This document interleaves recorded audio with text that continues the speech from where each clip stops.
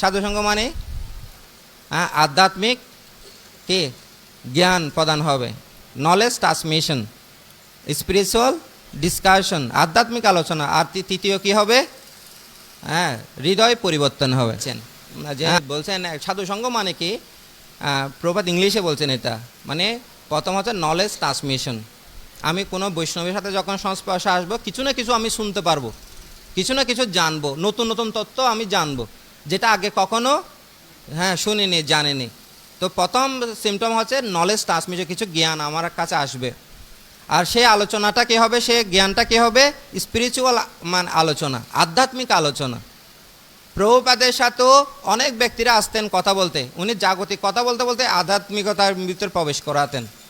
কিন্তু আমাদের ক্ষেত্রে কি হয়, আধ্যাত্মিক কথা বলতে বলতে জাগতিকতার মধ্যে ঢুকে যায়, ঠিক না?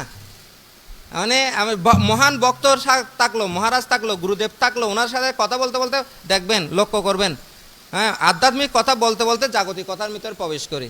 আর প্রভুপাদের সিস্টেমটা ছিল জাগতিক কথা বলতে বলতে কোথায় যাবে? আধ্যাত্মিকতার ভিতরে প্রবেশ করবেন। কাকে কীভাবে টেকনিক প্রিচিং করতে হয় উনি জানেন।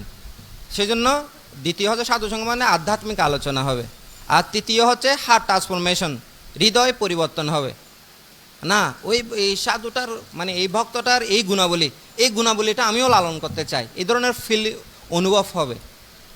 যেভাবে মনে করেন যে মিগারি তো পশু হত্যা করতো, নারদ মুনির সংস্পর্শে আসার ফলে ওনার রাতারাতি ওনার জীবন কি হয়ে গেছে? পরিবর্তন হয়ে গেছে। সেই জন্য বলছে হার্ট ট্রান্সফরমেশন, হৃদয় পরিবর্তন হবে। আমি যদি সাধুসঙ্গ করি কিন্তু হৃদয় পরিবর্তন না হয়, আমার যদি আরেক ধাপ উপরে ওঠার জন্য প্রচেষ্টা না থাকে, তাহলে সেটা কি হচ্ছে না? সাধুসঙ্গ হচ্ছে না।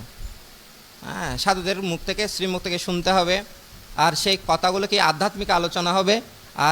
আর কি হবে? এর ফলে হৃদয় পরিবর্তন হবে। আমরা আদুবাইয়ের মতো সেই 10 বছর আগে যা এখনো তাহলে পরিবর্তন হলো। পরিবর্তন এটা দর্শন দেখতে পারবে মানুষ, এর মধ্যে উল্লেখযোগ্য ধরনের কি আছে, পরিবর্তন এসেছে।